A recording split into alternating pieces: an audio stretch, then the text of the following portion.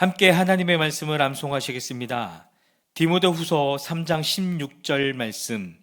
모든 성경은 하나님의 감동으로 된 것으로 교훈과 책망과 바르게 함과 의로 교육하기에 유익하니.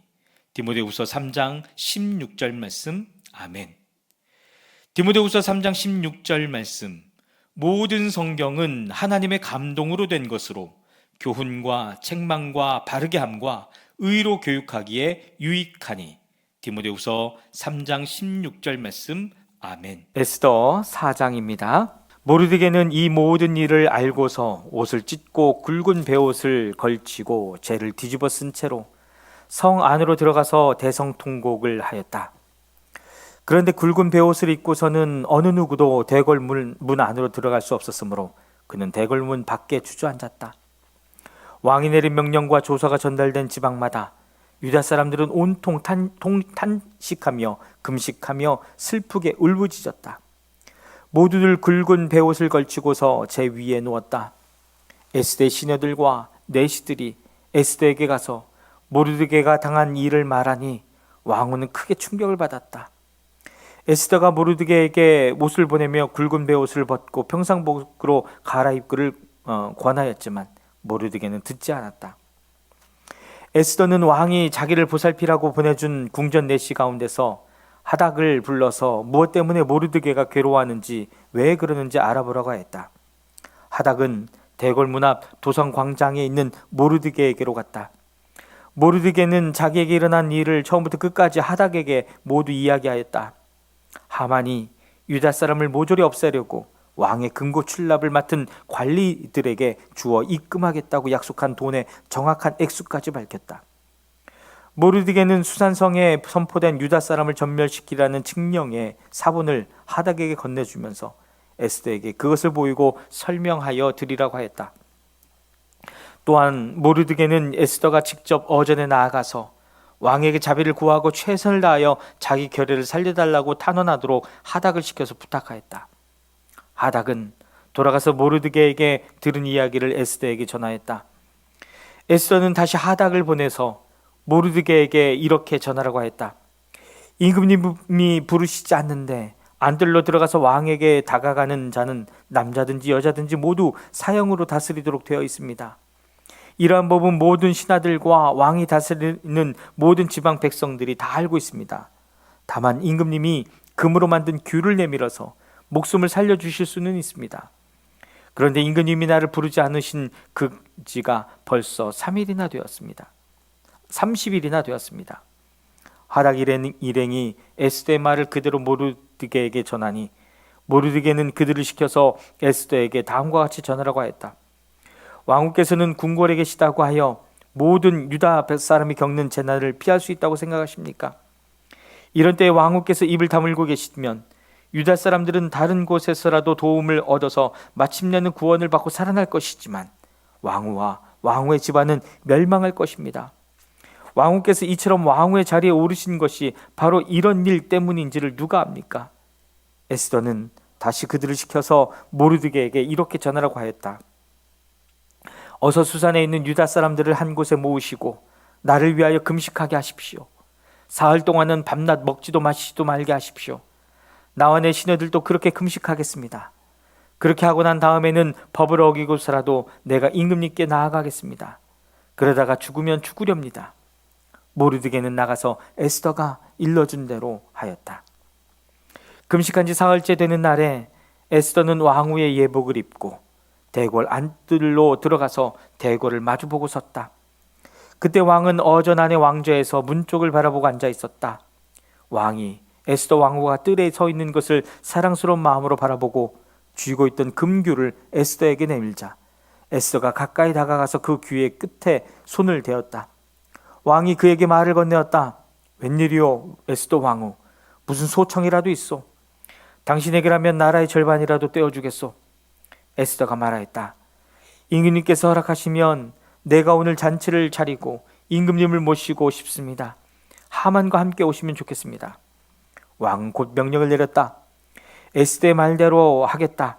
곧 하만을 들다 하여라. 왕과 하만은 에스더가 베푼 잔치에 갔다. 함께 술을 마시다가 왕은 또다시 에스더에게 불렀다. 당신의 간청이 무엇이요? 내가 들어주겠소. 당신의 소청이면 나라의 절반이라도 떼어주겠소. 에스더가 대답하였다. 내가 드릴 간구와 소청은 별것이 아닙니다. 내가 임금님께 은혜를 입게 되어 임금님께서 기꺼이 나의 간청을 들어주시고 나의 소청을 받아주시겠다고 나는 내일도 잔치를 차리고 두 분을 모시고 싶습니다. 임금님께서는 하만과 함께 오시기 바랍니다. 그때 임금님의 분부대로 나의 소원을 임금님께 아뢰었다. 그날 하만은 마음이 흐뭇하여 아주 즐거운 기분으로 대궐을 나섰다. 대궐문을 지났는데 거기에서 문을 지키고 있는 모르드게는 일어나지도 않고 인사도 하지 않았다. 그것을 보고서 하만은 그만 화가 잔뜩 치밀어 올랐지만 꾹 참고 집으로 돌아갔다. 하만은 친구들과 자기 아내 세레스를 불러놓고 자기는 재산도 많고 아들도 많으며 왕이 여러모로 자기를 영화롭게 하여 주고 자기를 다른 대신들이나 신하들보다 더 높은 벼슬 자리에 앉혔다면서 그들 앞에서 자랑하였다. 하만은 덧붙여서 말하였다. 그것뿐인 줄 아는가? 에스더 왕후께서 차린 잔치에 임금님과 함께 초대받은 사람은 나 하나밖에 없다네. 왕후께서는 내일도 임금님과 함께 오라고 나를 초대하셨다네.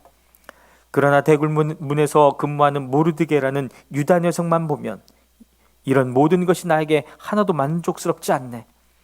그의 아내 세레스와 친구들이 다 하나같이 하만에게 말하였다. 높이 신자짜리 장대를 세우고 내일 아침에 그 자를 거기에 달도록 임금님께 말씀을 드리십시오. 그런 다음에 임금님을 모시고 잔치에 가서 즐기십시오. 하만은 그것이 참 좋은 생각이라고 여기고 곧 장대를 세우도록 하였다. 에스더 6장입니다. 그날 밤 왕은 잠이 오지 않아서 자기의 통치를 기록한 궁중실록을 가지고 오라고 하고 자기 앞에 소리를 내어 읽게 하였다. 실록에는 대궐문을 지키던 왕의 두 내시 빅다나와 데레스가 아수르 왕을 죽이려고 한 음모를 모르드게가 알고서 고발했다는 내용이 기록되어 있었다. 왕이 물었다. 이런 일을 한 모르드게에게 나라에서는 어떻게 대우하였으며 어떤 상을 내렸느냐? 그곳에 있던 시종들이 대답했다. 나라에서는 그에게 아무런 상도 내리지 않았습니다. 왕이 다시 물었다. 궁궐들에 누가 있느냐?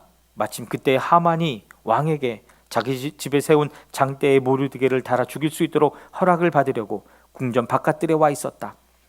시종들은 하만이 뜰에 대령하고 있다고 대답하였다. 왕이 명령하였다. 들라 걸려라. 하만이 안으로 들어오니 왕이 그에게 물었다. 내가 특별히 대우하고 싶은 사람이 있는데 그에게 어떻게 하면 좋을지 말하여 보시오. 하만은 왕이 특별히 대우하고 싶다는 사람이라면 자기 말고 또 누가 있으랴 싶어서 왕에게 이렇게 건의하였다.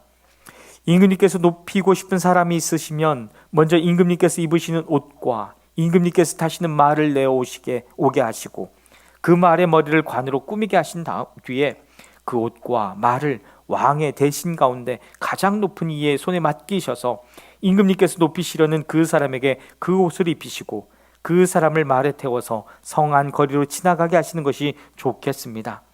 말을 모는 신하에게는 임금님께서는 높이고 싶어 하시는 사람에게 이렇게까지 대우하신다 하고 외치게 하심이 좋을 듯합니다. 왕이 하만에게 명령하였다.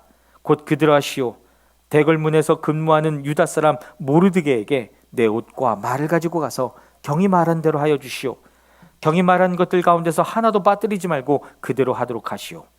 하만이 왕의 옷과 말을 가지고 가서 모르드게에게 옷을 입히고 또 그를 말에 태워 성 안으로 데리고 나가서 임금님께서는 높이고 싶어 하시는 사람에게 이렇게까지 대우하신다 하고 외치고 다녔다. 그런 다음에 모르드게는 대궐문으로 돌아왔고 하만은 근심이 가득한 얼굴로 하고서 달아나듯이 자기 집으로 가버렸다. 하만은 아내 세레스와 모든 친구에게 자기가 방금 겪은 일을 자세하게 이야기하였다. 그의 슬기로운 친구들과 아내 세레스가 그에게 말하였다. 당신이 유다 사람 모르드게 앞에서 무릎을 꿇었으니 이제 그에게 맞설 수 없어. 당신은 틀림없이 망할 것이요. 말이 채 끝나기도 전에 내시들이 와서 에스더가 차린 잔치에 하만을 급히 데리고 갔다. 에스더 7장입니다. 왕과 하만은 에스더 왕후가 차린 잔치에 함께 갔다.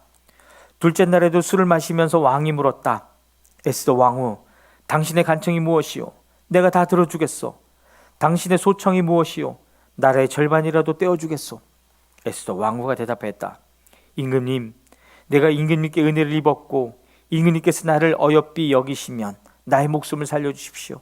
이것이 나의 간청입니다. 나의 결례를 살려주십시오. 이것이 나의 소청입니다. 나와 내 결례가 팔려서 망하게 되었습니다. 살육당하게 되었습니다. 다 죽게 되었습니다. 우리가 남종이나 여종으로 팔려가기만 하여도 내가 이런 말씀을 드리지 않을 것입니다. 그만한 일로 임금님께 걱정을 끼쳐드리지는 않을 것입니다. 아수르 왕이 에스더 왕후에게 물었다. 그 자가 누구요? 감히 그런 일을 하려고 마음을 먹고 있는 자가 어디에 있는 누구인지 밝히시오. 에스더가 대답하였다. 그 대적, 그 원수는 바로 이 흉악한 하만입니다. 에스더의 대답이 떨어지자마자 하만은 왕과 왕후 앞에서 사색이 되었다. 화가 머리 끝까지 오른 왕은 술잔을 내려놓고서 자리에서 일어나 왕궁 안뜰로 나갔다. 하만은 왕이 자기에게 벌을 내리기로 마음먹은 것을 알고서 그 자리에서 남아서 에스더 왕후에게 목숨만 살려달라고 애걸하였다. 왕이 안뜰에서 술자리로 돌아와 보니 하만이 에스더가 눕는 침상에 엎드려 있었다. 이것을 본 왕은 내가 집안에 왕후와 함께 있는데도 저놈이 왕후를 범하려고 하는구나 하고 소리쳤다. 왕의 입에서 이 말이 떨어지자마자 내시들이 달려들어서 하만의 얼굴을 가렸다. 그때 왕을 모시는 내시들 가운데 한 사람인 하르보나가 말하였다. 하만이 자기 집에 높이 50자짜리 장대를 세워놓았습니다. 그것은 임금님을 해치려는 자들을 제때에 고발한 모르드게를 매달아 죽이려고 세운 것입니다. 그때 왕이 명령을 내렸다. 하만을 거기에 매달아라. 사람들은 하만이 모르드게를 매달려고 세운 바로 그 장대에 하만을 매달았다. 그런 다음에야 비로소 왕의 분노가 가라앉았다. 아멘.